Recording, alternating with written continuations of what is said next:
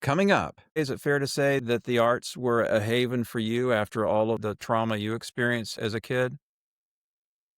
Oh, I think so. That kind of experiential thing with students, that's something I learned also. I didn't do that purposely. I didn't think that that was something that needed to be ingrained, but I learned creating this whole feeling of family among the people we were with. It takes a village.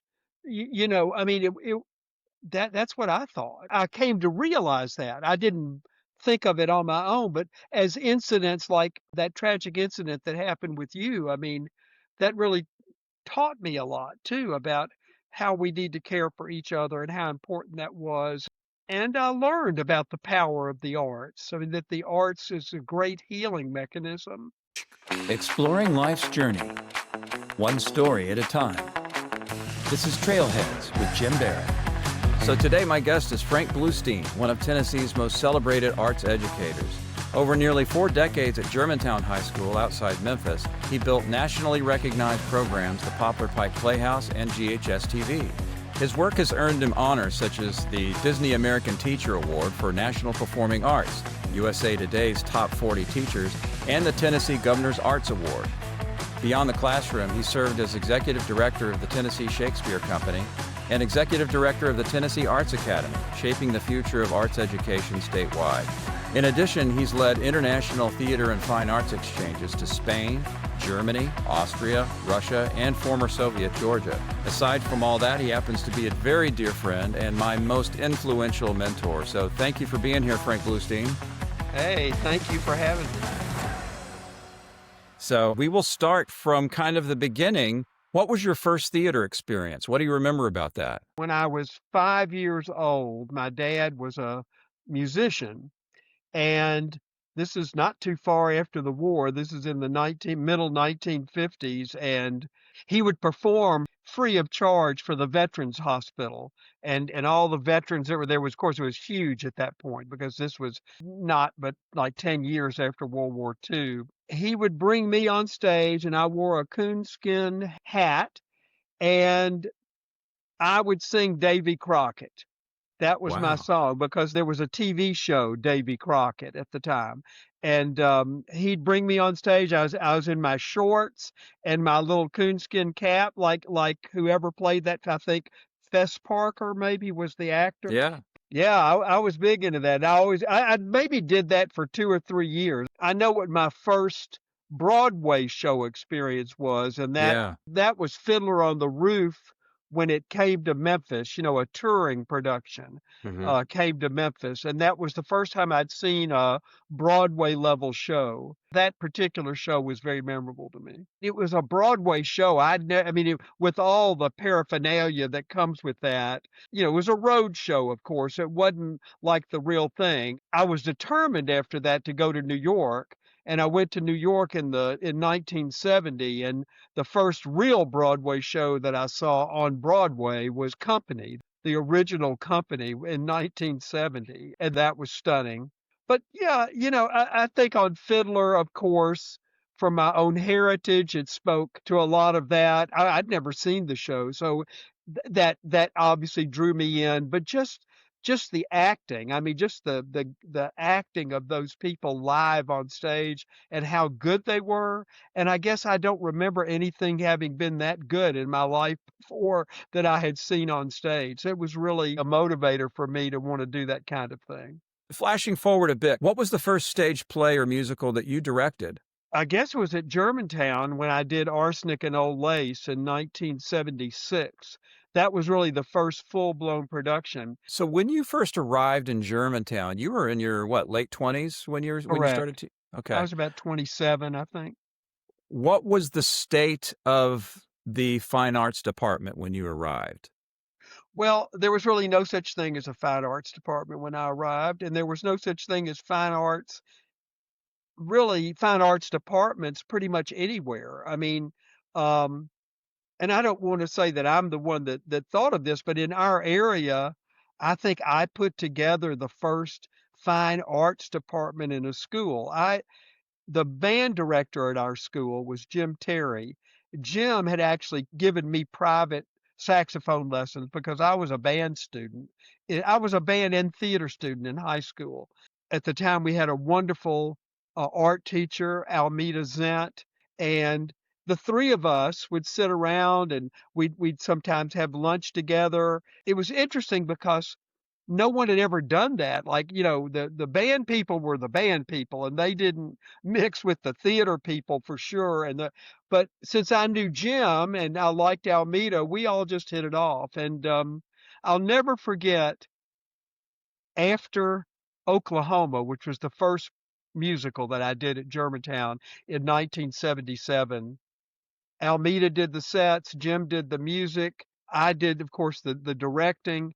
We didn't have a choral director at that point. It was Jim who did a lot of choral work too, myself and Almeda. And when it was all over, and the last night, we ran for 6 nights. After the last night, for whatever reason, it was just the three of us left in the theater, and we were sitting down on the front row on the side, and we were just all collapsed. And we said, "What have we done here? This is amazing that we've put this together. We can't drop this. We need to stay together. This is powerful." And that's really how it started. From that point on, we decided to work as a team. So that was the formation then of what became the Fine Arts Department. Yes, and the fact that we did this play together, it demonstrated to us that we could do something together that would be really phenomenal. And Oklahoma, for whatever it was worth, I mean, it was simple by the standards I moved to, but it was a quite thrilling production. And how was it received by Germantown? How was it received by the community? Oh, I mean, everybody just went crazy. There had never been anything like that in the community. It was certainly not at the Germantown, not at Germantown High School. And we had tons of people in the community. There was a couple, um, the Taylors, that ran this local, it's called the Commissary. It's a barbecue place. And Walker, the father, he was just a Oklahoma freak. He loved Oklahoma. There was no other musical in his world that compared to it. They came every night. Her name was Carolyn Taylor and Walker Taylor. And when it was all over, they said, "We want to do something for you." And I said, "What's that?" "Well, will you tell us, what would you like to do?" I said, "Why don't you do a scholarship for one of our students each year, and that will help motivate." And that's how we started this very large scholarship program, was just off of them being so enthusiastic about Oklahoma. Well, let's switch gears for a moment because this podcast is called Trailheads, Mhm. and that started from my own connection to sort of the physical and mental health of getting out into nature. For me, it's hiking, and I know that you have a connection as well. Well, I run. I don't run consistently like I should lately, but at one point I was running like every other day, 2.5 miles, and just around my house. I mean, I don't, um, I couldn't. My doctor said, you need to have physical exercise. This was several years back, and I agreed. And then once I retired, I started running, and I started out on a treadmill, and I just hated that. I thought that was the most boring thing. And so one day I said, "You know what? I'm going to run outside." I live in a little cove and there's not much traffic at all on our street. And so I just run around, I developed a path that I ran around the neighborhood up and down some hills to give me some, some whatever you call that, extra exertion or whatever.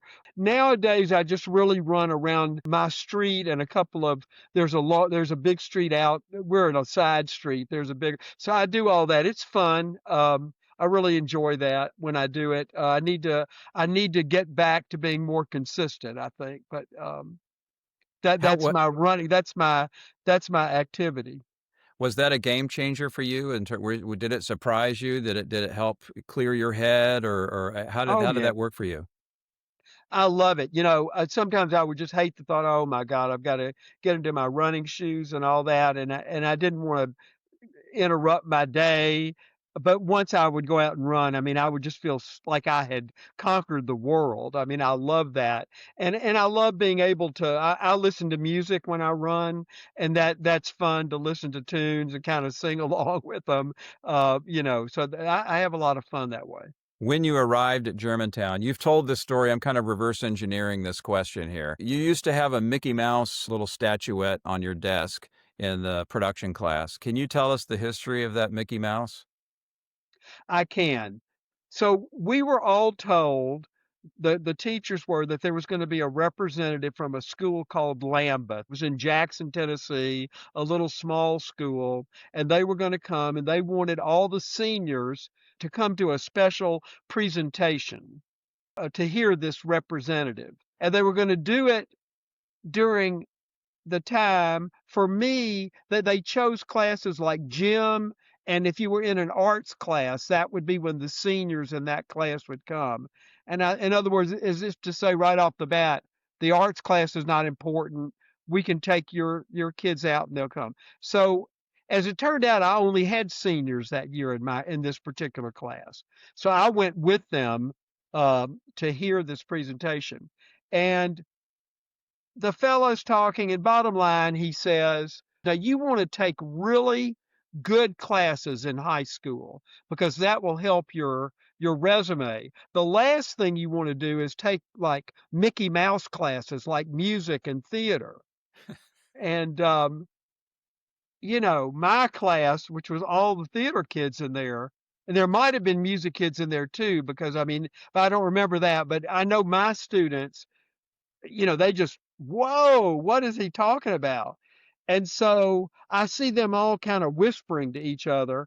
And as the thing concluded, we walked out and they all just whistled as they walked out the Mickey Mouse tune, that was on TV at the time, the Yeah. Mouseketeer tune. Hmm. Um, and and the guy got really upset and said, "Look, I didn't mean to say anything that was negative." And said, "Well, you might not have, but you certainly did. I mean, it was really derogatory." So ever since then, when I got back to the room, somebody brought me a little Mickey Mouse thing, and Mickey Mouse suddenly became the mascot of the theater department. So many years later, I won that Disney Award as the, performing arts teacher of the year. And I thought, oh, I wish that fellow from Lambeth College could be here. I think their campus was taken over by University of Memphis, but they're long gone, and the fine arts at Germantown are still there. So did that moment, that sort of condescending assembly, did that motivate you?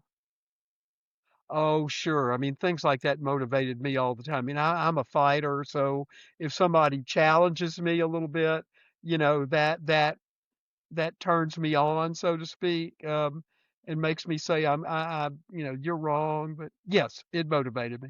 But a lot of things motivated me. That was one of many. Yeah. Well, what else? What are some of the other things that sort of early on motivated you to build upon that to the program that you've created now? I saw the effects of it, that when I saw what happened with students and how they were able to get in touch with their emotions, how they were able to collaborate and do things that they had never done before. There are so many stories that I could tell, but one striking thing to me, I had a fellow in Oklahoma who played Judd Fry, and he was the captain of the football team. And I mean, he was massive. He was a big guy. Um, could not be any nicer. And I don't even know how he came to try out. He was not a singer, and Judd has to sing a song, and we struggled with that. But he was a decent actor, as it turned out.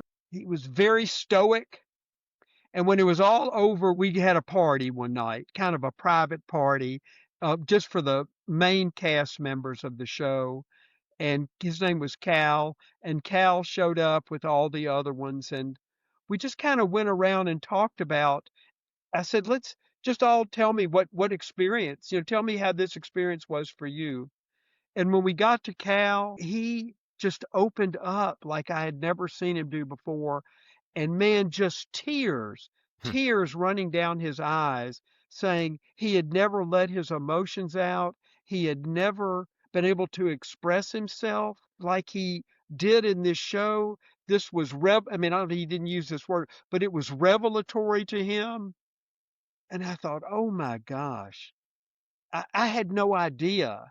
That was so striking to me. And I just thought, this is the most important thing I could do in my life, to work with students like this and get them on a path in their life that they had never seen before. And I don't mean acting, I just mean being in touch with who they were. Hmm. Yeah, I can speak directly to that myself. I had been more kind of a behind the scenes filmmaker and technical director for television and editor and those kinds of things. And definitely when I got on stage, even though I was one of a chorus of the brothers in that show, for those who know that show or don't know that show, we were the brothers of the famous Joseph, son of Jacob. Right. And so to get up there and sing, I even had some moments as a soloist. And there was something about it, some connection. And I know others around me, because you needed a lot of guys that year. So you had a number of young guys who had never been on stage before, let alone sang and danced. And I remember seeing that among the folks around me. One of the things, a phrase that we talked about, that you've talked about, is sort of learning by doing. Can you talk about your sort of plan for that and how it evolved over the years? Yes. I think a lot of people will ask me this question. I mean, did you have a vision, or what was your vision? How did you I didn't have a vision. I started doing things. I mentioned the Oklahoma story and Cal, and understanding what a dramatic impact that had. And that shaped my thinking about what I needed to do moving forward. That was my first year teaching at Germantown, and teaching theater in the way that I was teaching it. So I just started I started realizing, first of all, that the most important thing was to give everyone something to do. Don't talk about it as much. Do it and then come back and talk about it, and say, because that's really what I did with Oklahoma. We did it, and then we had this, like I explained, we had this party, a very intimate party where we went around and talked about our experience, and I learned so much from that. So as I moved on, I did sort of develop this idea and program that was about learning by doing. Today, that's kind of standard, but it wasn't. I don't know if I have standard, but it's done a lot more. When I was teaching, that was just not the case. I mean, um, think about science and how nowadays they move, the kids into labs almost immediately. That wasn't the case back then. You just were in a classroom with a textbook, and you learned it through the textbook. So I started this whole process of learning by doing, and figuring out that it was really important to do the work and then analyze it. And, you needed a little setup, obviously, but it just evolved into something much bigger, um, and it shaped and informed everything that I did moving forward. You know, I remember when I had because the first class of yours I believe I took was mass communication. And then I think that evolved into intro to film and video, or maybe one came after the other. Is it? No, you're right. The mass Okay. communication is how I started. That's the class I took my sophomore year. And a couple Right. of guys, Fred Luthart and Greg Dennis, I mean, I knew about you because I knew of, even though I wasn't in the program or taking classes yet. Certainly, I saw A Day in the Courtroom, A Night in the Lighthouse, I think maybe was my freshman year. Well, that was 2 plays, put together. The first one was Trial by Jury, which was a Gilbert and Sullivan opera. Um, and the other, um, was a Peter Shaffer play called Black Comedy. And it was a one-act play, very funny, so a dark comedy, and we put the 2 together. It was pretty unusual because one was a musical, and one, and it was a classic musical of all things. I mean, a Gilbert and Sullivan, and then to have this very modern Peter Shaffer play. So I learned from that that you could do unusual combinations. You didn't have to stick to, Oklahoma and normal things that people would love, that kind of thing. So it was really fun helping me introduce students to two totally different forms of theater. So in a way, is it fair to say that you were learning as a teacher as you were teaching your students in some ways? That is so true, Jim. That's exactly what it was. I mean, I learned so much in the first 10 years. It took me really a good 10 years. I mean, by then we were very established, but I kept adding things, taking away things. And of course, in your era, when you were at Germantown, that's when the TV studio came to be. And I'm sure we'll talk about that a bit, but that added a totally different dimension. It changed everything that I thought I was going to be doing up to that point. Hmm. I want to touch on one other thing that you sort of implied in there is you talked about the team that you had with Jim Terry and Alameda Zent in the beginning with the art department and the band department. Sarah Savelle, your personalities were very different. How did that work with your collaborations?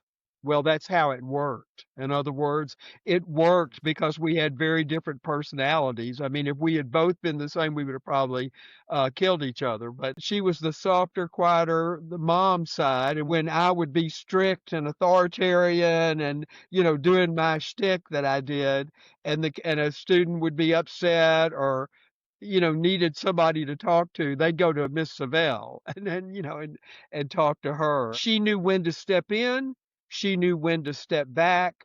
She knew she had her role and she played it like a concert pianist. I mean, she was perfect in that way. And I don't think in all the years that we knew each other, we rarely ever had a disagreement.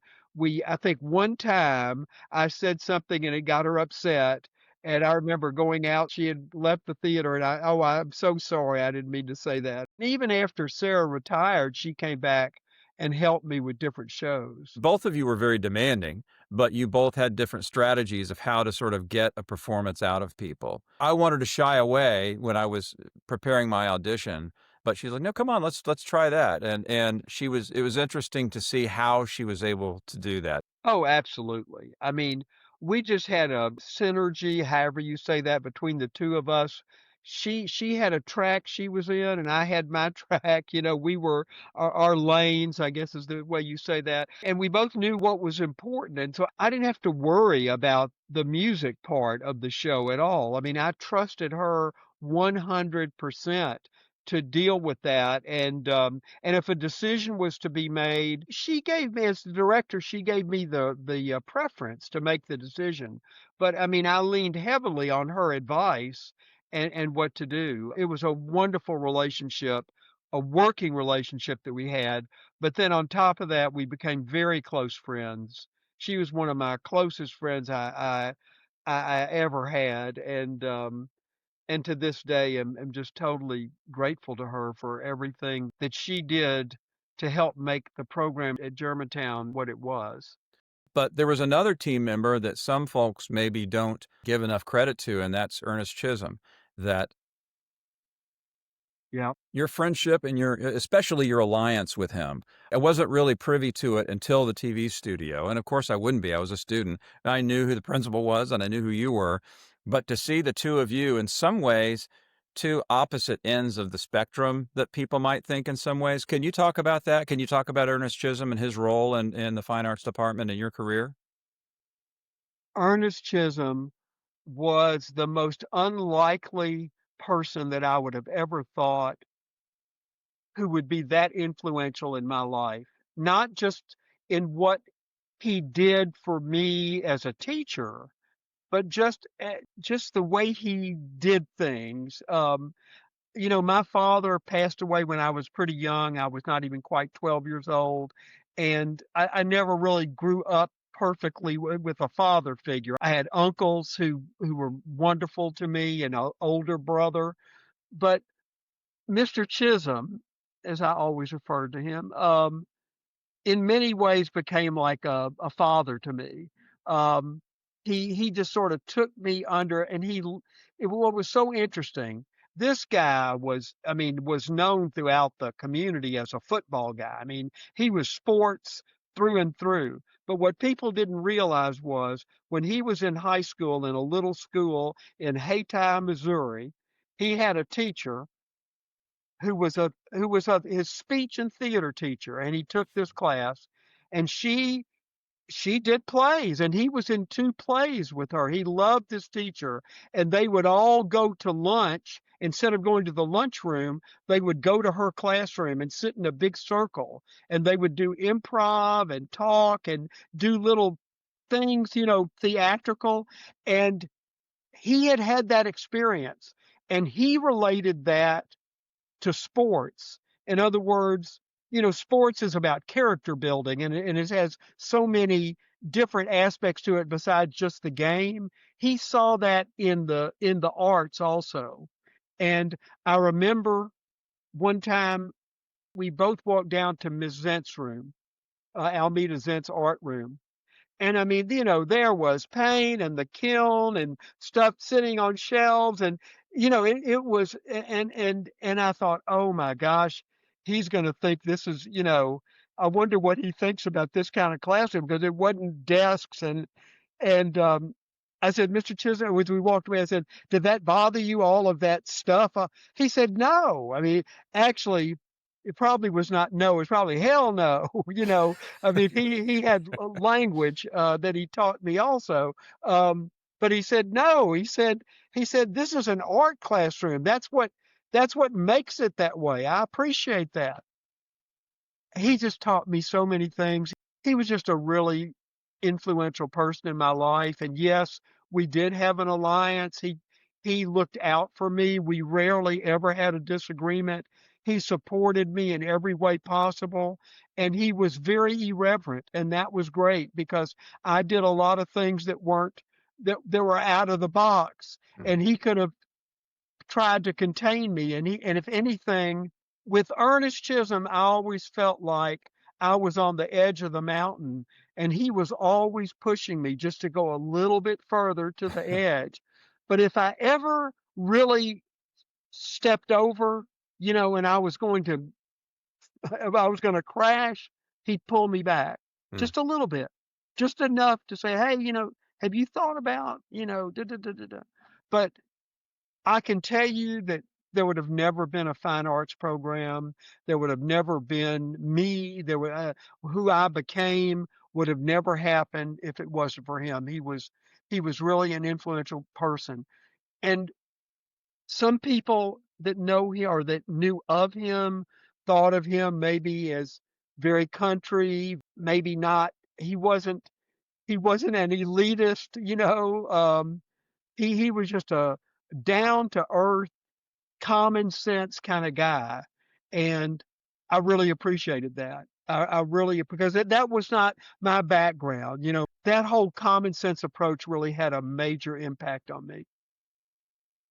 Yeah, it was fascinating to watch, I didn't see it as much when I was a student, but in the years afterwards that I got to know him, and it was mostly because he and his wife, Alice Ann, accompanied I was fortunate enough to go on a number of your New York trips, which you and your wife, Brenda, have taken people on for years, usually around the holidays, around Christmas time. And almost like clockwork, Ernest Chisholm and his wife would be on those trips and would go out and see, the part of that tour has always been to see like a Broadway show just about every night that we're there. And Right. they would do it because, yeah, to see him from the outside, he was he had that very thick Missouri accent and was very much into Germantown football. But man, it was just remarkable to see you guys play off of each other. Yeah. He loved theater. He really did love theater, which was very helpful for me. So it was a great relationship, and I miss him dearly. And there were other people too. I mean, there were other people that were very influential, but he certainly would be at the very top. Let's jump back a little bit and talk about, so your first show that you did, the first play that you did was Arsenic and No Lace, and then the first musical was Oklahoma. What Correct. were some of the other shows in those early years that stood out to you for one reason or another? Well, I mainly did classic titles when I first got to Germantown. I did a very moving product I say this on my own stuff. I thought a moving production of Diary of Anne Frank. I thought that was wonderful. Um, we did The Miracle Worker, which was the story of Helen Keller, and I took the entire cast, which I had never been, down to Alabama where her house was, and we just spent all day there. That was a lovely experience. And after we did that, the rehearsals just changed completely. I mean, there was such an understanding for people. I loved that experience. The second year I was there, I did my most favorite play, which was Our Town. And I've just been talking about Our Town with some folks. That was a wonderful play, also beautiful. I love doing that. And all of those plays had such strong messages to send to people. I started moving into more avant-garde and less known plays later on in life, but I started with those. The other play that I did the first year, I did Arsenic, and I also did a play called The Mousetrap, and that was very well received, and um, that featured a lot of people in that play that would go on with me for several years. Was there a show that you see as sort of the game changer, the one with your career there, with the program, all of that, and maybe the talent in the show as well? Was there one that was like, okay, now we're talking? Well, you mentioned Sarah Savelle before, who became the choral director at Germantown the second year I was there when I did Music Man. And I might be wrong about what I just said. Actually, I don't think she came to Germantown until the third year, which was when I did Fiddler on the Roof. But I hired her to be the choral director for Music Man, and she was wonderful. Sarah and I put together this original play called Music Broadway America. It was just a big review kind of deal. And but we gussied it up and had all kind of costumes and sets, and we ended up touring with it. It was so we realized we really had something on our hands. We had originally done it for the Germantown Festival. So when people were going to the festival, they had to pass by Germantown High School, and and it was always hot. The festival was in the early fall, and so I said, well, let's do a show and we'll invite people as they're going to or coming back from the festival. We'll do this show during the day. And it was only an hour. It was maybe an hour and 10 minutes. So they could watch the whole show in one sitting. And became very popular. Um, so we did that. And then we started touring the show. We took it all over the place. We took it to schools. We took it to different venues outside of Memphis. And the show was eventually that year, somebody from the International Thespian Festival came down and saw it and said, we need to have this show as part of our, national conference. And they chose us to be the that year we were the closing night performance. They did a performance every night of the conference, and we were the closing night. And so I would say that experience boosted what we were doing onto a national scale in terms of high school musicals. And that made a big difference. I mean, that really launched. So to say that that was my favorite musical, or to say that um, that was the best thing that we ever did. No, I mean, it was very good, but it was a launch pad, so to speak. Right. And you eventually, I believe, took that on to Spain, right? We did. Actually, the first year, as I said, we performed down in Arkansas and in Mississippi. We were all over the place. We built a set that was very portable, but it was nice. It was a nice, very unique set. And we did end up going to Spain with that show and doing the show in Spain, and that was amazing. And to tell you the truth, Jim, until you just said that, I'd forgotten all about that experience. But yes, we did take it to Spain, and then it was the next year that we went to the International Thespian Society with it. And what was Music Broadway America 2? Was that TOO, right? Yes, that was the second year. So Okay. so I don't know that I would have done a second year, except the first year is when we were invited to come to the conference a year later. So I knew that I had to keep the show alive, but I didn't want to do the same show because I wanted to do the festival. I wanted to be part of the festival again. And for people that had seen it, I didn't want them to have to see. So I basically, it was the same structure. We painted the set and made a little bit of difference there. And it was all new tunes, and a lot of the students who were in it the first year, oh, we wanted, we loved this too. We loved. I said, no, we're going to do something new. I rejected that, and as it turned out, they ended up loving that. Actually, to be candid with you, the show that we took to the International Thespian Festival, I extended it and I put in some pieces from the first show that we did in 1979. I took some of the big pieces out of that and integrated them into the new show. So it was not quite a combination of both, but it had elements of the first show in it as well. We did call it Music Broadway America 2, and the 2 was spelled TOO. So we've talked about a number of the things that have made the department shine, and I'm sure there were challenges. I want to ask you about one thing. The part of the learn by doing model that we talked about is kind of a wake up call, not for students necessarily, but for parents in terms of, wow, that's a lot of hours. Part of that is natural. I mean, you get it when you're on the inside. Either you get it or you don't get it, and you leave. But one of the things that is that when you're learning and you're in your formative years, this is my opinion right here, that you bust your ass to prove yourself and to learn what it is you want to do. How was that for you as a teacher? Because I know that some parents weren't necessarily excited about their kid being up at the school until 9, 10, midnight, sometimes on school nights. How was that for you? How did that all play out for you? Well, in the middle of it, I was just doing it like the students were. It just never dawned on me. And I'm like, I was always a person that just worked constantly. I mean, I'm a workaholic, so it just never dawned on me about some things. And this started that way, the lengthier hours, because I had to have rehearsal at night. So many teachers that I knew at the time rehearsed right after school. Well, for me at Germantown, with the massive sports programs and everything else, we would conflict with everything. And I just couldn't have a rehearsal after school. It was very difficult. So I just decided we'd have rehearsals at night from 6 to 9 o'clock. And that's how it started. And so um, and we were always in rehearsal. I mean, there was always a show going on. So, and then if you weren't that there for the show, then you were building sets.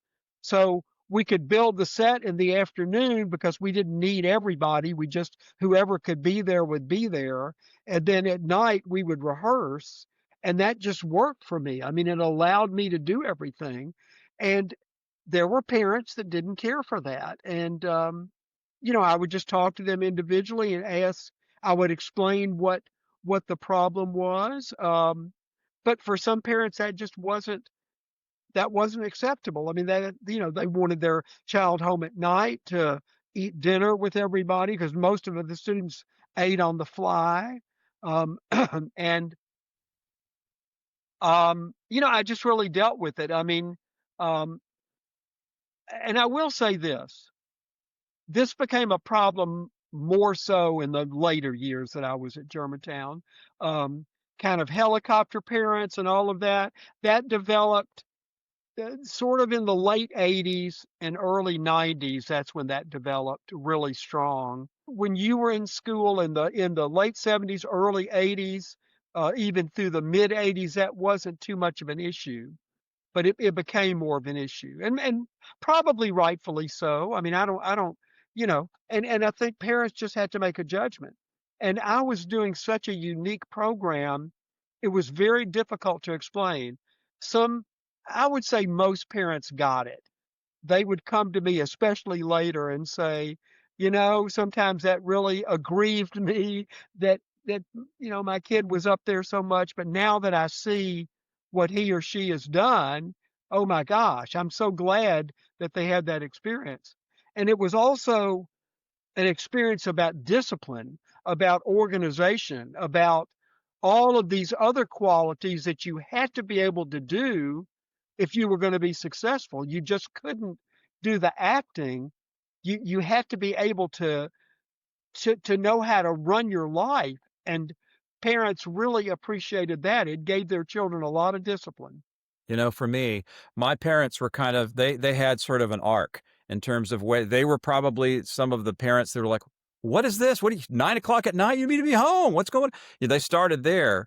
And as they went before I was only in one show my whole 4 years there, and that was Joseph, my senior year.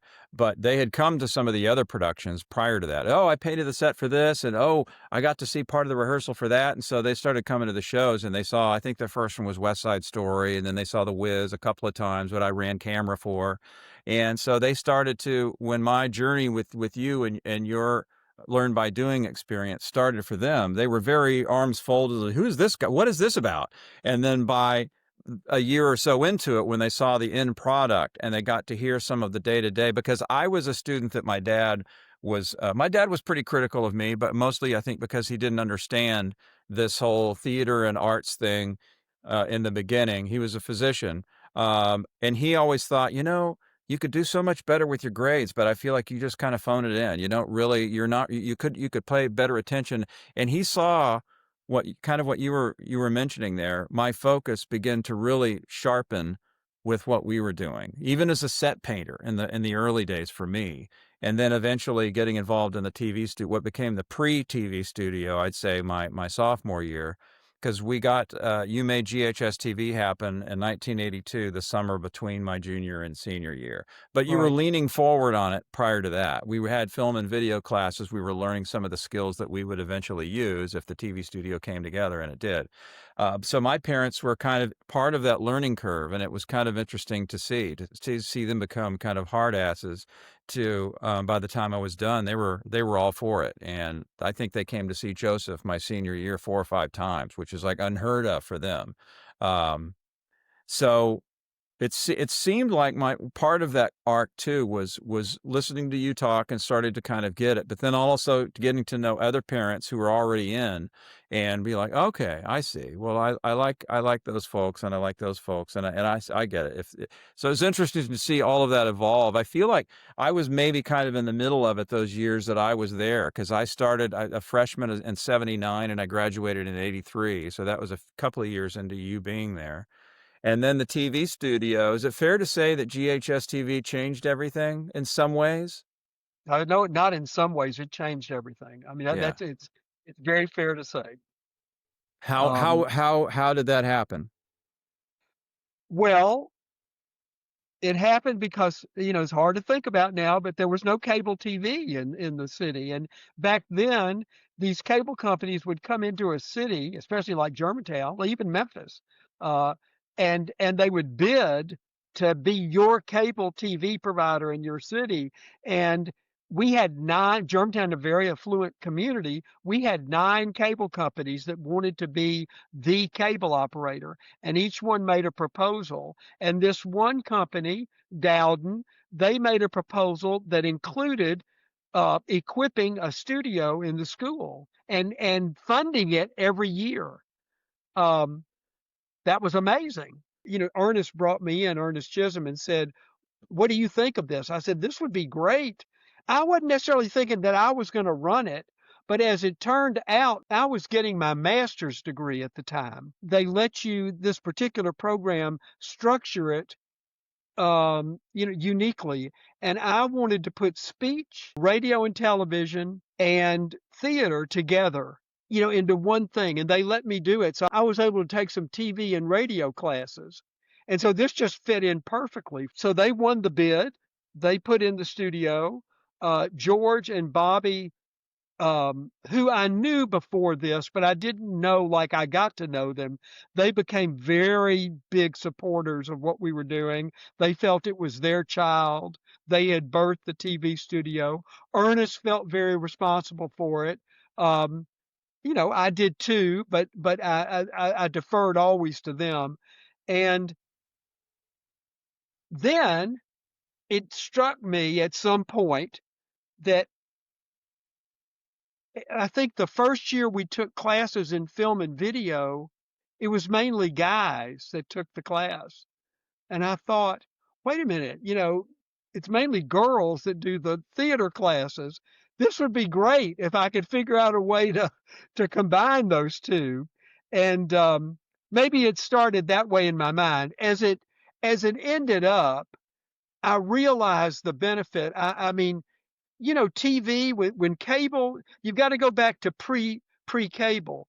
When cable came in and we started having 50, 60 TV channels, that was amazing. And suddenly everybody needed content. And so you started seeing all these actors going into TV and all of this kind of thing. They had already been in films, but not like this. And so it struck me that I could combine these two programs because so many of the film and video students, they were very technical and they could sound and lighting. That would be great to give them the experience to do sound and lighting in TV and sound and lighting in the theater. What about costuming? And what about makeup and all that? I mean, you did all of that in both. So I thought on the technical side, what a great way to put those together. But then even on the acting end, I made a lot of the acting students become reporters, and I took the technical people in the TV studio and made them have some experience in the theater.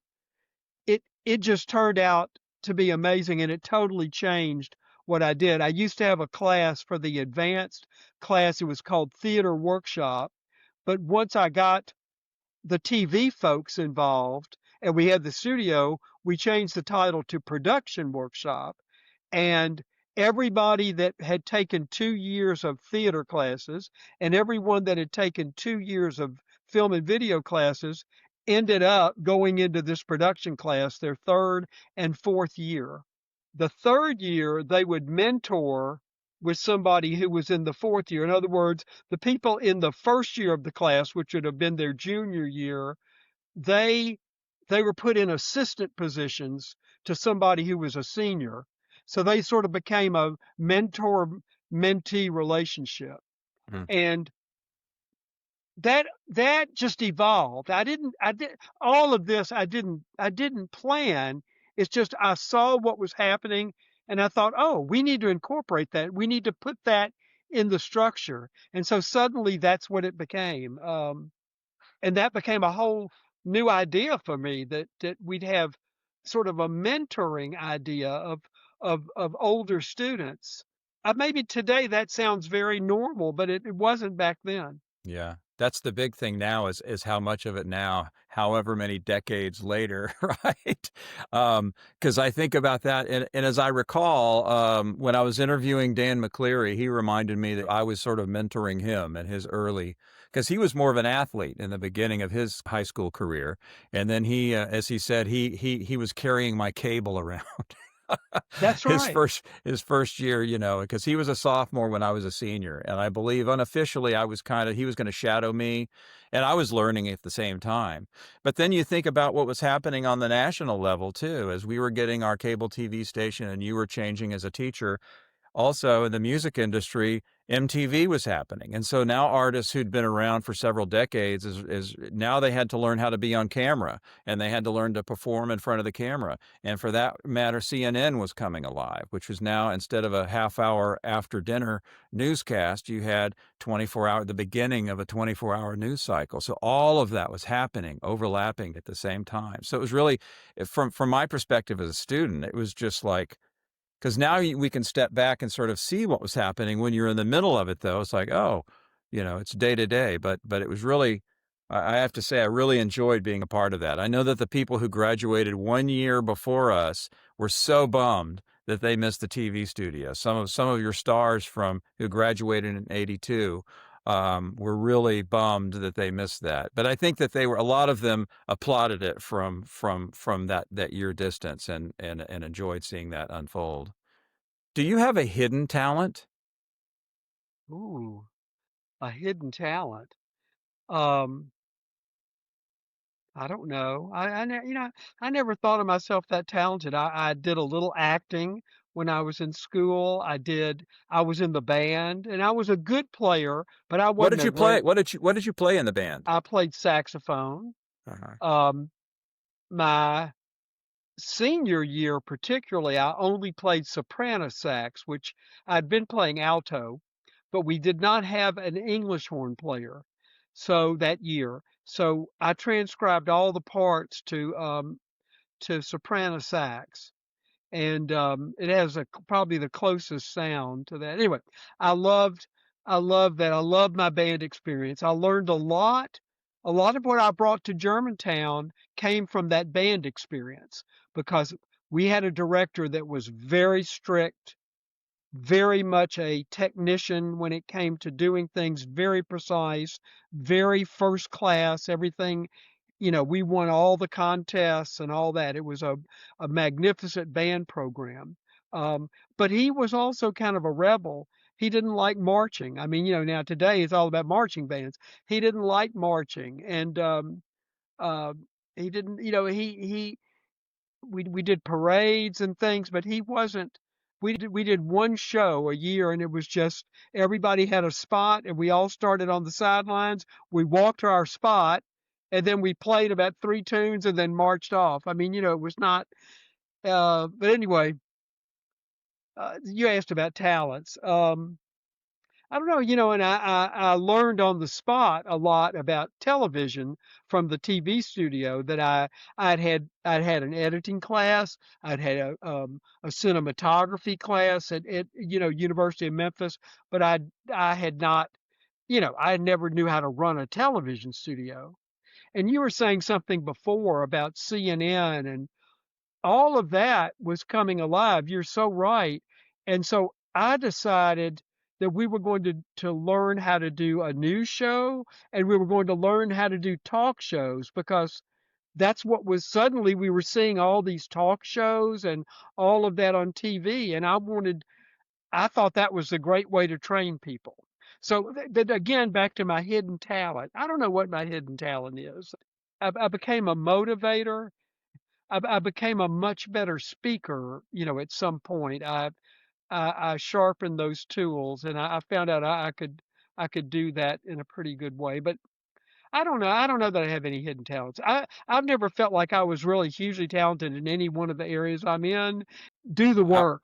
you kind of teed this up for me then a little bit because I wanted to talk about mentors. And it sounds like your band director, whether knowingly or unknowingly, was a mentor to you. Is that fair to say? Oh, he was knowingly a mentor. Again, I mentioned about my dad dying early. Uh, Lafayette Ragsdale, who was also a painter, and a band director. He started out as a band director, but ended up in his career being an art teacher because he was a wonderful artist, and I have several of his pieces in my house. He was definitely a mentor for me, and particularly after I graduated, I I had some very negative experiences with a lot of deaths in my family growing up, and by the time I got in college, two of my best friends had passed away suddenly, horribly. Um, and I was just in a sort of dark period of my life. And um, I would go visit on the weekends. I didn't want to be around anybody my age. It was very strange because I'd been sort of burned in a way. I mean, these good friends of mine, two of them had passed away. So I would go to his house like on the weekends at night, just knock on the door and say, "Can I just come in and chat? Do you have some time?" And he would let me come in. I can't imagine me doing that now for somebody like every weekend to come in and you know and be with me over like that to hand. He knew that I needed something. He was a really influential part of my life. I just say Well, that. I I want to say too. I mean, you were my mentor in many ways. I was fortunate to have a couple of mentors, but you were by far the strongest one. Had the strongest influence, and not just from the arts perspective, but what you were touching on there too. We all have are tragedies in life. And I tragically lost my mom to suicide when I was in 6th grade. But I also had a terrible tragedy my senior year. I was in a terrible car crash, which I'm not going to go into all the details, but there was a death. And one of the things I feel like that saved me was you guys, and you leading the way, was that I remember the day after that car crash happened, there was a speech tournament that you guys were in. And afterwards, you guys all came over to the house, and you even used this word, I think, just to be with me, just to be there. Yeah. And I I just really appreciated that. And it was I think in a way it was a relief for my family because they were trying to be with me and trying to understand this horrible thing that had just happened. And I think you guys were sort of the extended family who came in to the house and just hung out. And I think you guys brought sodas and chips and whatever. And some people may have thought that, well, that's kind of weird, but it wasn't. I mean, it was totally the right thing to do, whether you even knew it or not. But you guys all came to just be there and be with me. And I think there's something sorry, this is an interview with you, but I want to maybe this will spark something in our conversation here. There's something about the arts too, because it taps into feelings and taps into, in some ways, recreating them artificially on stage or in front of the camera. There's something about the arts that does that. And even as you suggested with your football player that first year, Yeah. something that he hadn't really directly experienced, and suddenly he did.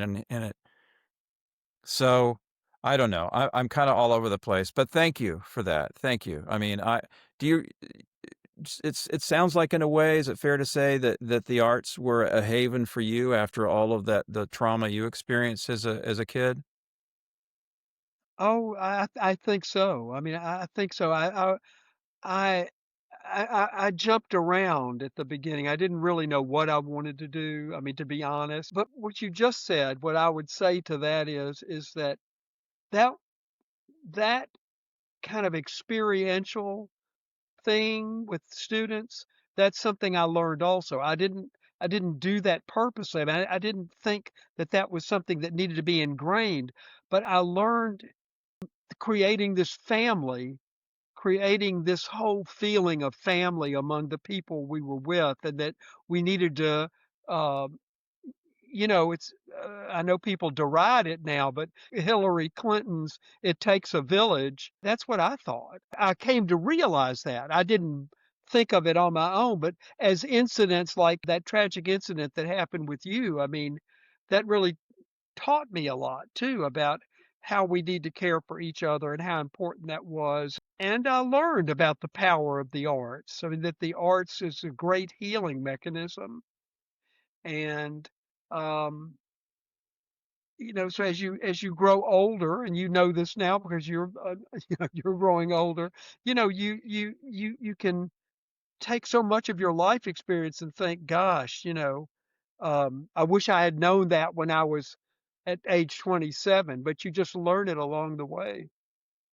I know this. You just sparked a question that I didn't write it down, but if you, with all the experience you have now, if you could go, and this is science fiction and whatever, but if you could somehow go and whisper in your ear when you were in your late 20s, what would you say to yourself from the wisdom that you've now gained? Um, hmm. I think that what I learned as I grew older was, and which I would say to myself, um, I would probably say calm down, it's all going to happen. You don't need to force it immediately. You don't need to impose it. Um, let things come naturally, and it will be easier. It'll be easier for everyone to accept. I tended to really, I mean, you know this. I mean, I was just trying to uh, move as aggressively as I could sometimes, and sometimes that caused me problems. And I'm not proud of that. I'm not proud of the problems that sometimes I cause people because of just my own thinking about I wasn't thinking about getting ahead for me, but just I had to push this program forward. Yeah. So I'd be a little bit calmer. I don't know if that really answers the question, but as you get older, you mellow out, I think. Thank you for that. That was very candid. I appreciate that. In 1984, the department received the Rockefeller Brothers Fund Arts and Education Award. How did that recognition shape the program's growth? Well, it was like the TV studio. I mean, it was like Music Broadway America, the play that I talked about earlier that put us on a national level. Now suddenly we were on an international level. I mean, the Rockefeller Fund was going to try to identify like 50 schools in America that were the top art schools in the nation. After a few years of doing this, they didn't, not to say they gave up, but they just decided they had found the schools, and it ended up being like 32 schools. They identified 32 schools, not 50. And we were one of 8 high schools that they identified. And the other schools were like the New York School of the Performing Arts. Half of the 8 were performing arts schools. And we were now on a really high national level, and you had the imprimatur of the Rockefeller Brothers Fund saying that. David Rockefeller came to Germantown and presented the award. That was amazing. And then the next year, China was just opening and they wanted to learn about how to make their school systems better. And they sent a delegation to America to visit 4 high schools. Well, we were one of the ones that they came to visit. One was the New Orleans School of the Performing Arts, us, the New York School, and then the Los Angeles School of the Performing Arts. We were the only non-performing arts school they visited. Wow. And that was a major experience for us. I want to throw out some names real quick, and let's go back and talk about what they did as you started to get more recognition. Patrick Stewart, Charles Strauss, Kathy Bates. Can you talk about some of those names and others that I didn't mention that came through that made an impression and played off the success that was being built? Well, I feel responsible for Patrick Stewart getting the role in Star Trek. Indeed. Uh, I do, and I'll tell you why in a minute. But all 3 of those that you mentioned, Kathy Bates, Charles Strauss, and Patrick Stewart, they came to me through somebody else. Let's start with Patrick Stewart. We had a teacher at Germantown, Lynn Taylor, who had a connection to someone that knew Patrick Stewart, and they were able, and at the time he was not as big as of course he is now. He was more of a classical actor at that point. And And part of the Royal Shakespeare Company as well, right, right? Yeah. right. And they got him to come to Memphis to do something for one of the private schools that had some money. And Lynn finagled him to come to us, to Germantown, and we had him for an entire day where we did an interview with him, where he did a master class. Were you there for that? I mean, I no. heard of it, but I wasn't there. Yeah. Was this after you or before you? It was just after me. I think it was Oh, really? 86, Um, 86. so it was a wonderful experience with him. He might have even been there a day and a half. And the next day he was getting ready to leave. There were no cell phones back then. So he was in the lobby of one of the other buildings where we had a payphone, and he was calling, trying to get directions to Nashville, and he was trying to write it down. He couldn't. I just happened to be with him at the time, and he said, "Can you give me directions to Nashville?" I said, "Sure. I go there quite a bit." I gave him directions, and I said, "Why are you going to Nashville?" He said, "Oh," he said, "there's an audition there for a TV show. It's a science fiction show." And he said, but they knew I was in Tennessee, and they have a studio in Nashville, and they want me to come up there and audition for it. So if I had not given Patrick Stewart such good directions to get to Nashville, I doubt that would have ever happened. He would not have become captain of the Federation flagship He's, Enterprise. he certainly would not have.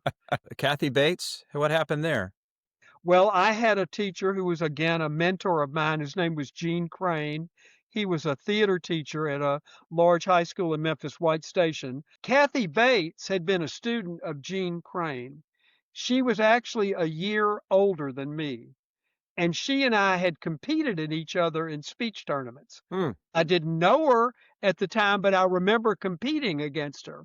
So she and Gene were very close, and she came back to Memphis quite a bit, and he wanted to do a play that he would direct with Kathy and her husband at the time. His name was Tony Campisi. They were divorced later. He wanted to do a play called Love Letters. He needed a theater to do it in. He wanted an intimate theater, so we did it in our theater, and I kind of helped a little bit with the directing.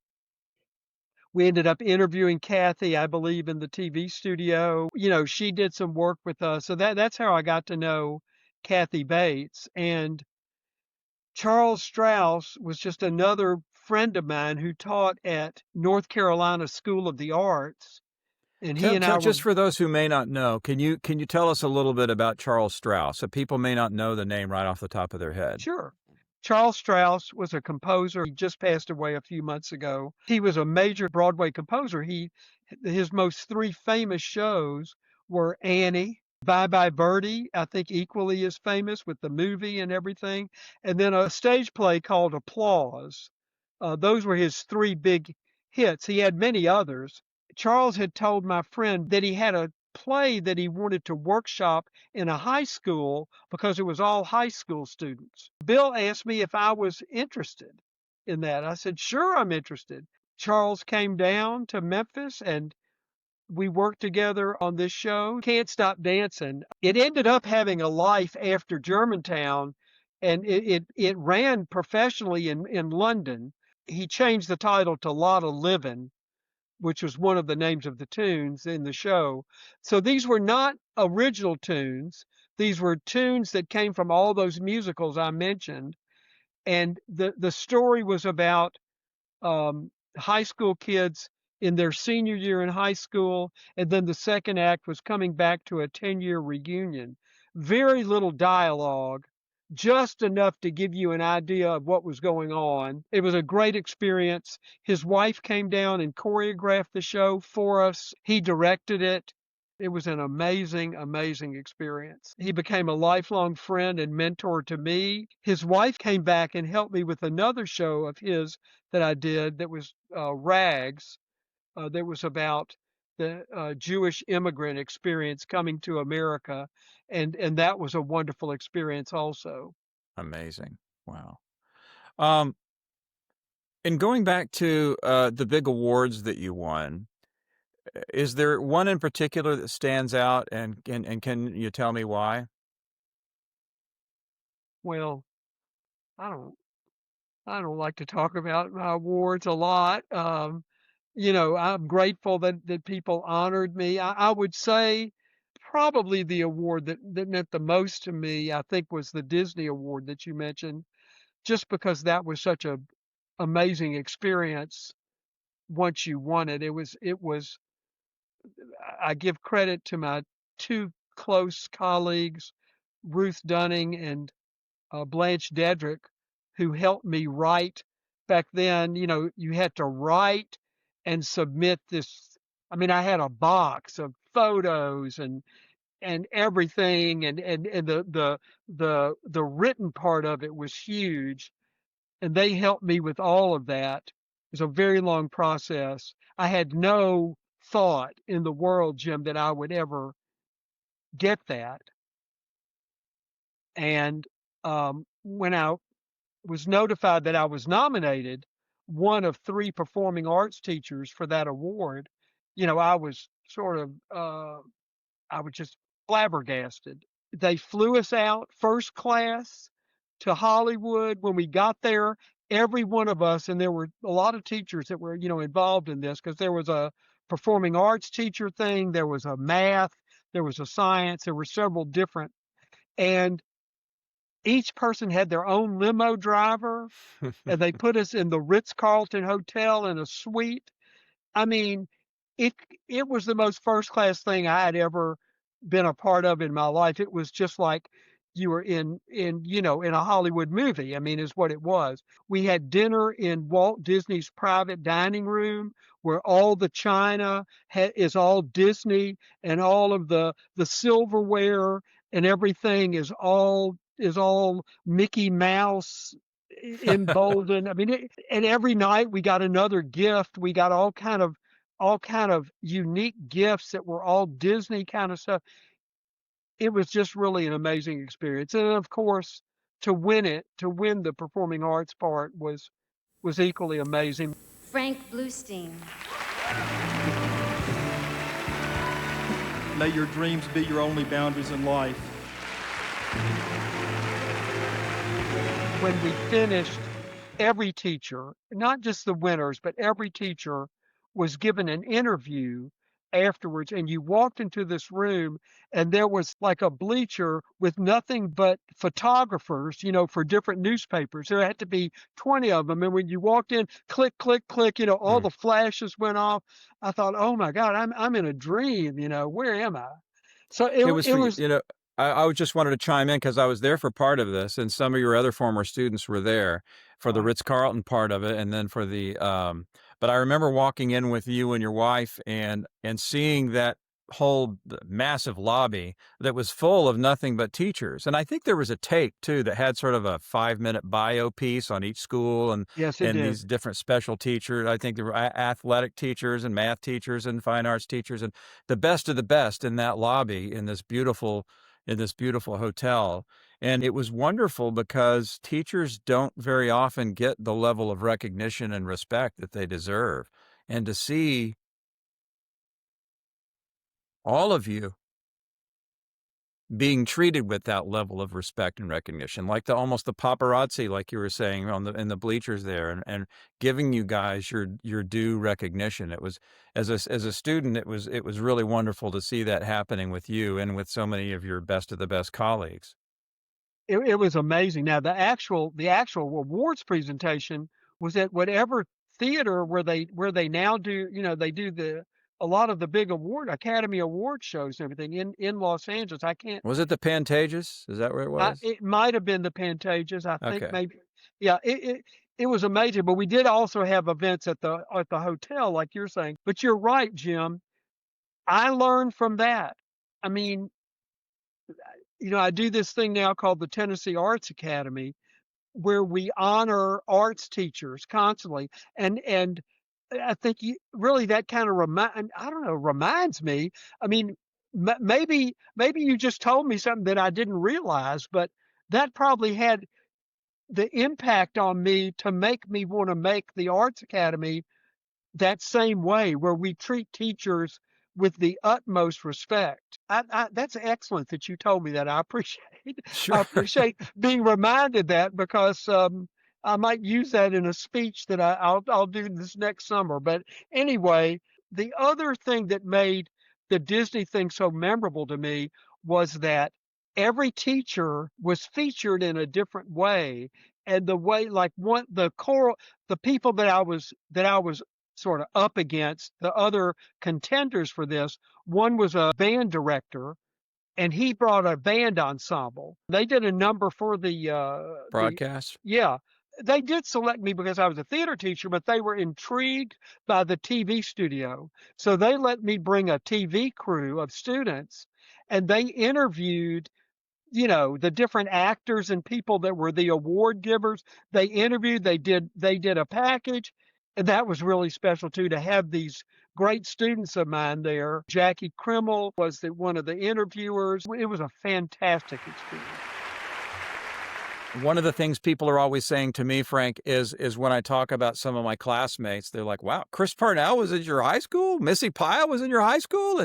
And the list goes on and on. There are very high profile people who've graduated from your program who've gone on to be actors and singers and composers.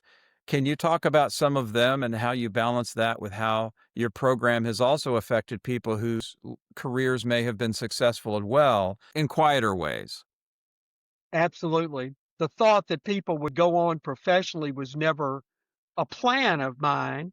I mean, I wasn't teaching that. I figured out after about 10 years that what I was teaching were those qualities we talked about before: discipline, organization, understanding yourself, being truthful and honest, and recognizing your potential and recognizing your limitations. I was very big into all of that.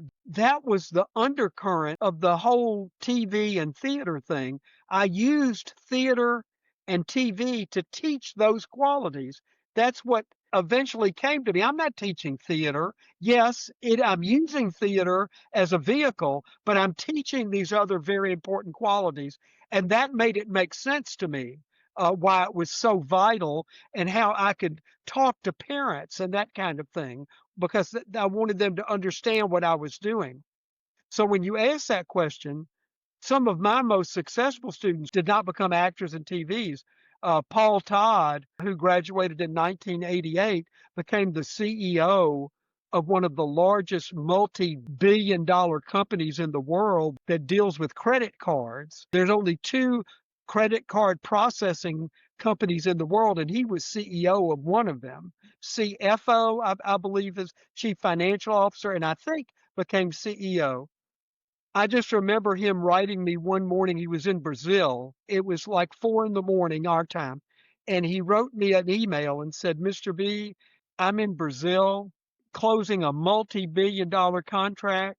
He said, I just want you to know I would never be here if it hadn't been for your class and teaching me the qualities that you taught me about organization, about how to complete a project and all of those things. I was famous for having a big chalkboard with lists of things to do every day that we would go over. He said, I have a little whiteboard that I keep with me, and I put all of those things just like we did in class. And then this was just one of the most amazing I ever got, because here is this guy that's this huge businessman, but he's still using those principles that I taught. Kimberly Heimert, who has become one of the major lawyers and worked in the Obama administration, became the CEO of the head of 50 African nations, their economic council. She was the head of that. She says all the time to me that this is what I learned in your class, has helped me to be where I am. And I just last night got an email from one of my very first students I ever taught. Her name is Allison Hall. Basically wrote the same thing. She lives in Australia, became very top level at a major national insurance company in Australia. And this email was crediting the things that she learned in high school in the program for her success. So for me, those kind of moments and those kind of people are so important, because it validates what I was trying to do and what I hoped that I was able to do. But on the other hand, I mean, you better believe too that I'm proud of Chris Parnell for making it professionally on Saturday Night Live. Missi Pyle, who's been in, I don't know, hundreds of movies. Wes Day, who just had a full-scale New York Times article about Blue Man Group. He's still with Blue Man Group as their leading trainer of people that come into the show. Even though the show closed in New York, it's still in other places. And Anna Graves. Anna Graves, who is a voiceover artist. There are just so many others, that are Kevin Graves, cinematographer, and then so many of our students have gone into local news. Rob Edwards is in St. Louis. Anne Marie Crumby and her husband Travis, I think, are in the Colorado area doing local news. For years, one of my former students, this is pre-TV, but studio, Steve Hayslip, was the head anchor in Nashville for, I think, 8 years on their leading TV channel. So it's really gratifying on both levels for me to see students that have gone on in professional careers, and then those students who have risen to the top in their chosen profession, where they all can at least say that what they learned in high school was a springboard. It certainly wasn't everything, but it had an effect. It had an effect on what they were doing, and that makes me very pleased. Well, I can tell you from my personal experience, too, of coming out to Los Angeles and having a career that spanned all the broadcast networks and a business of my own, a creative and production company I had for 20 years. And now even this pivot I'm doing in my career right now with this very podcast is something. All of that are things that I learned from your saying, for all of the reasons why, I can't do this, I can't do that, of you being there and saying, yeah, you can. and pointing out all the reasons why we can do it. You know, whatever our individual strengths may be, you have always been the person who's been able to, whether it's a Paul Todd or a Kimberly Heimert or somebody who's more in front of the camera, performatory. You've always been able to find those things and give us the encouragement and the specific tools. Dan McCleary is another one who has his own production company, which you serve on as well with the Tennessee Shakespeare Company. That was out of his passion from what started there at the Playhouse too. So the list goes on, but we're going to come back if we can agree for part 2. I want to continue this conversation with you if we can. Oh, But sure. I just want to say thank you, Frank Bluestein, for all that you have done for all of these people over the years. I think that I can speak for a number of us when I say, you know, my late parents were there, you know, and they understood me in a certain realm, but I always said that you're the dad who understood me in the arts realm. So thank you for always being there as a dear friend and teacher and mentor and all of those things. Very much appreciate you. Thank you, Jim. You were, of course, one of the special ones to me and have remained that way. And what's really been fun for my career has been that so many of my former students have now become my very best friends. Um, and age is a funny thing, you know, as you get older, the age gap kind of goes away a little bit, I guess. Yeah. Yeah, so I say that. And in part 2, if we're going to do a part 2, there's a bunch of other people I didn't mention. But yeah, I'm looking forward to a part 2 if people find that interesting. Indeed. Well, thank you so much, Frank Bluestein, and I really appreciate you taking the time. And that's the end for Trailheads right now. Thank you all for watching and listening, and I'll see you again soon, Frank. Thank you.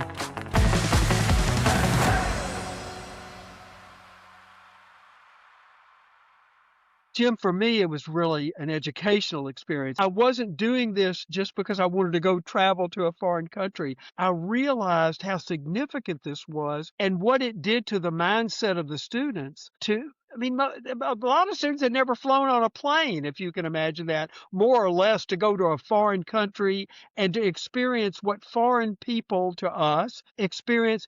It opened their eyes up to the world. And I realized how important this was. Every student in America, if they did this, I don't think we'd have wars. I mean, you know, I learned so much from this. It was such an important lesson for me as a teacher, as much as it was for the students.